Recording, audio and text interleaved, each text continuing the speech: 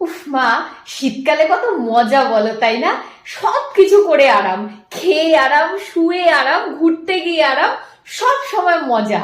হ্যাঁ, স্নান করেও আরাম। বলি কতদিন স্নান করিস না তা খেয়াল আছে? একটু শীত পড়লো কি না পড়লো, মহারানী স্নান করা বন্ধ করে দিয়েছেন। আমাকে দেখ, আমি শীত গ্রীষ্ম বর্ষা সারাটা বছর সেই ভোর 6টার সময় চান করে পুজো দিই। আমি স্নান করি না কখনো দেখেছিস তুই? আর এই এক তুই তুই যবে থেকে ঠান্ডা পড়েছে তুই আর তোর বাবা চান করার কথা তো ভুলেই গেছিস। কি বলবো, আর গুষ্টিটাই এরকম তোদের।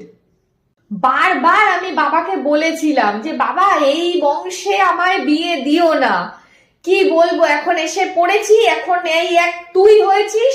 গোটা শীতকাল স্নান করার বালাই নেই, গা থেকে দুর্গন্ধ বেরোচ্ছে, আর তোর বাবাও একজন। তোরা কেউ শীতকালে চান করিস না।